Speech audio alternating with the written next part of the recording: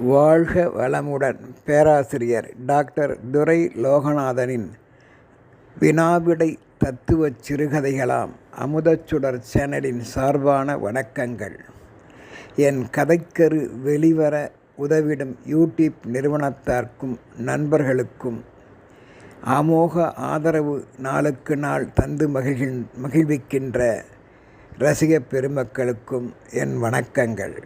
என் கதைக்கரு ஒரு வகையான கற்பனை சிந்தனையில் எழுந்தவை என்றாலும் ஏதோ ஒரு உண்மையை கூறுவதற்கே வாருங்கள் இன்றைய சிந்தனை ஓட்டமாம் ஆழ் மன ஓட்டங்கள் தலைப்பினை காண்போம்.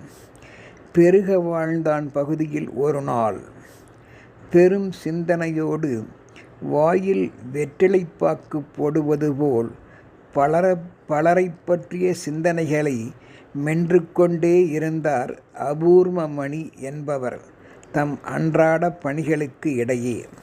அவ்வாறான நிலையைக் கண்ட அன்றைய தினத்தில் அவருடன் பணிபுரியும் சக நண்பன் கோதண்டம், "ஏம்பா அபூர்வம், ரொம்ப சிந்திக்காதேடா, மூளை உருகி மூக்கால் வந்துவிடப் போகிறது" என்றான் வேடிக்கையாக. தண்டமாக சிந்திக்கின்றான் என்ற அபூர்வத்தை நோக்கிய கோதண்டம், "அதெல்லாம் ஒன்றுமில்லையப்பா, பலரது செயல்பாடுகள் என்னை மிரள வைக்கின்றன. ஒரு சிலர் தங்கள் கடமைகளையெல்லாம் பூர்த்தி செய்து உட்கார்ந்தும் சாப்பிட 3 தலைமுறைகளுக்கு சொத்துக்களும் உள்ள நிலையில் சம்பாதித்திட மேன்மேலும் விரும்புகிறார்கள். எதனால்? எந்த சிந்தனையும் இல்லாமல் நம்மைப் போல் அதிகம் உழைத்திடாமல் எல்லாம் முடித்தவர்கள் நிம்மதியாக இருக்கக்கூடாதா? ஒரு சிலர், அதாவது எங்கள் வீட்டிற்கு எதிரில் உள்ள ஒரு பெரியவர், தினந்தோறும் எதையாவது படித்து கொண்டும் நாவல் சிறுகதைகளை எழுதி கொண்டும் ஓய்வு உறக்கமில்லாமல் அல்லல் படுவது போல் எனக்கு தோன்றுகிறதப்பா. எழுதி அந்த பெரியவர் என்ன செய்யப் போகிறார்? எல்லா பேரும் புகழும் அவருக்கு முன்பே கிடைத்துவிட்டன. அப்படி இருக்க எந்த யோசனைகளும் இல்லாமல் சுற்றத்தாருடன் நிம்மதியாய் மகிழ்ந்திருக்கலாம் அல்லவா? அவருக்கு என்ன குறைச்சல்? மேலும் எந்த புகழை சேர்க்க விரும்புகிறார்? மேலும் சிலர் தங்களிடம் இல்லாத போது கூட எதையாவது தானம் செய்வதில் ஆர்வம் காட்டுகின்றார்களே, எதனால்? தனக்கு மிஞ்சித்தானே தானமும் தர்மமும், ஏன் அது அவர்களுக்கு புரிவதில்லை என்று மேன்மேலும் கூறிடப்போகும் அவனை தடுத்து நிறுத்தி, "போதுமப்பா சிந்தனை மணியே, உன் ஆழ்மனம் நாளும் உன்னிடம் பேசுவதை நானும் அறிந்து கொண்டேன்" என்ற கோதண்டம், "ஒன்று சொல்லட்டுமா? எதன் மீது ஆர்வம் உள்ளதோ அதனைத்தான் பலரும் செய்வர். ஓடாத வாகனங்களை பார்த்தாயா? ஓடாமல் இருந்தால் அதுவும் ஒரு நாள் துருபிடித்து வீணாகும் அல்லவா? அதுபோல் அவரவர்களும் அவரவர்களின் சிந்தனைகள் ஓட்டத்தால் தங்களை இயக்கிக் கொண்டுதான் இருப்பார்கள். வாழ்நாளை கழிக்கும் வரையில் சும்மா இருக்க முடியுமா? நாட்டிற்கும் வீட்டிற்கும் எதிர்கால பயன்பாட்டிற்கும் ஏதாவது நம்மால் முடிந்த பல நன்மைகளை செய்து கொண்டுதான் இருப்பார்கள். 90 வயது உடைய ஒருவர் ஒரு தென்னங்கன்றை அல்லது மாங்கன்றை அல்லது பலாக்கன்றை, எதையோ பயன்தரும் கன்று ஒன்றை தன் தோட்டங்களில் ஊன்றி வைக்கின்றார். அதற்கு தண்ணீர், எருவும் எல்லாம் போட்டு நாளும் பாதுகாக்கின்றார். ஆனால் பல வருடங்கள் கழித்துத்தானே யாவும் அவைகள் பயன் தரும். அதுவரையில் பாதுகாத்த அந்த பெரியவர் தானாகவா அதனை அனுபவிக்கப் போகின்றார்? சந்ததிகள்தானே. அதுபோலத்தான் பலருடைய அன்றாட எதிர்கால சிந்தனை ஓட்டங்களும் என்றிட, மேலும் அவன், "என்னுடைய ஆழ்மன சிந்தனையில் உள்ளதை தான் பார்த்திட்ட என் அனுபவத்தால் உனக்கு கூறுகின்றேன். இப்பொழுதாவது உனக்கு புரிகிறதா?" என்றிட, "நிறுத்து நண்பா கோதண்டம், எனக்கும் இவையெல்லாம் புரிகிறது. உன்னைப்போல் பலரும் சொல்ல கேட்டு செவிமடுத்து உள்ளேன். எனக்கு ஒரே ஒரு கவலை, அந்த எதிர் வீட்டு பெரியவர் எதற்காக ஒவ்வொரு நாளும் புது புது தலைப்புகளில் கதைகளை எழுதி கொண்டே உள்ளார்? நானும் அவரிடம் சென்று, வாழ்நாள் இறுதி பயணத்தை எதிர்நோக்கி காத்திருக்கும் தாங்கள் சற்று ஓய்வு எடுக்கலாமே என்றேன். எல்லாம் தெரிந்த செய்திகளைத்தானே கதையில் தலைப்புகளாக இட்டு எழுதுகின்றீர்கள். எதற்காக இப்படி செய்கின்றீர்கள் என்று பலமுறையும் அவரை பார்த்து கேட்டுவிட்டேன். ஒரு பொக்கை வாயால் புன்னகை புரிகின்றாரே தவிர எனது ஆழ்மன சிந்தனைகளுக்கு அவர் விடை பகரவே இல்லை நண்பா. அதுவே எனது கவலை நண்பா. அந்த சிரிப்புக்கு என்ன அர்த்தம், பொருள்? புதிய சிந்தனைகள் எதுவும் அவரிடத்தில் உள்ளதா? அதனை அறிந்திட நீயாவது அந்த பெரியவர் வீட்டுக்கு வாயேன், கேட்டு பார்ப்போம். ஒரு நாள் விசாரித்து தெரிந்து கொண்டால் ஏதேனும் நாம் புரியாதவற்றை புரிந்து கொள்ள வாய்ப்பு ஏற்படும் அல்லவா என்றவர்கள். முதியவர் ஆம், அந்த பேராசிரியர் வீட்டுக்கு ஒரு நாள் நேரில் சென்றனர். வணங்கியும் நின்றனர். புன்னகை செய்த அந்த பெரியவர் அவர்களை அமரச் செய்தும், அதோடு அல்லாமல் அவர்கள் வந்த நோக்கத்தினையும் தனது புத்தி கூர்மையால் அறிந்து கொண்டு, பிள்ளைகளே, ஒவ்வொருவரும் தாம் கற்றுக்கொள்வது ஒரு கைப்பிடி மண் அளவுதான், கல்லாதவை மலையளவு உள்ளது. நுனிப்புல் மேய்வது போல் வாழ்நாளில் சிலவற்றை மட்டும் கற்று எல்லாம் தெரிந்து கொண்ட ஏகாம்பரம் கதை போல வாழ்வில் ஜொலிக்கின்றார்கள். புதிதாக புரிந்து கொள்வதில் மட்டுமே அறிவு வளரும். தம்பி அபூர்வமணி என்னை பார்த்து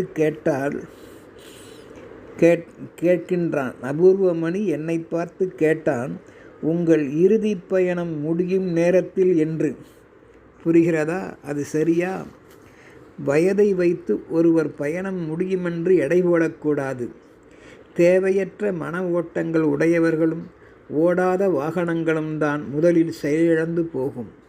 நல்லவற்றை நாளும் சிந்தனை ஓட்டங்கள் மற்றும் அவரவர்களின் உழைப்பாம் சுறுசுறுப்புக்கு ஏற்பத்தான் வாழ்நாளும் அமையும். நல்ல புத்தி அற்றவர்கள் உப்பில்லா பண்டம் குப்பையில் என்பது போலத்தான்.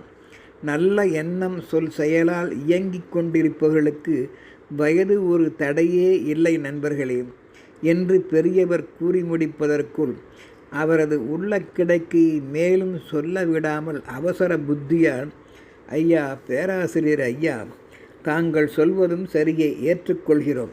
ஆனால் உங்களை பற்றி யாவருக்கும் புரியும். அப்படி இருக்கையில் தினமும் ஒரு கதையா? யாருக்காக என்றவர்களின் அவசரத்தை புரிந்து கொண்ட பேராசிரியர், தம்பிகளா, ஒவ்வொருவர் ஆழ்மனங்களிலும் பலவித எண்ண ஓட்டங்கள் அமைந்து கிடக்கின்றன. யாவற்றையும் யாரும் ஒரே நொடியில் தெரிந்து கொள்ள முடியாது. பல தங்கள் வாழ்நாள் அனுபவங்களை ஒன்றும் விடாமல் சொல்ல வேண்டியதை பதிவு செய்துவிட்டால் அது வளரும் இளம் தலைமுறையினருக்கு வழிகாட்டும் ஆய்வு பெட்டகமாகவும் திகழும், பிரதிபலிக்கும். ஒரு சிலர் எதனையும் வெளிப்படையாக கூறாமல், ஏன் அதனை பதிவு செய்திடாமலும் கவலைப்பட்டு தங்கள் மனப்பாரத்தை எடுத்து வைக்க முடியாத சூழ்நிலையில் கர்மாவினால் விதிப்படி இறந்தும் போய்விடுகின்றனர். அதனால் அவர்களின் உள் மனப்பாட்டை அறிந்திட முடியாமல் கடைசி வரை பலர் ஏங்கியும் போவதனால் இறந்தவர் உள்ள குமுறுதல் படி யாவற்றையும் நிறைவேற்றாமலும் போகின்றனர். நானோ இருந்தும் கெடுத்தான் செத்தும் கொடுத்தான் என்ற ஓசைக்கு ஏற்ப இறந்தாலும் சரி இருந்தாலும் சரி நாம் சொல்ல வேண்டியதை சொல்லிக்கொண்டே இருப்போம். இந்த புகழ் உடம்பாம் புத்தகம் கருத்துக்கள் அழியாது அல்லவா?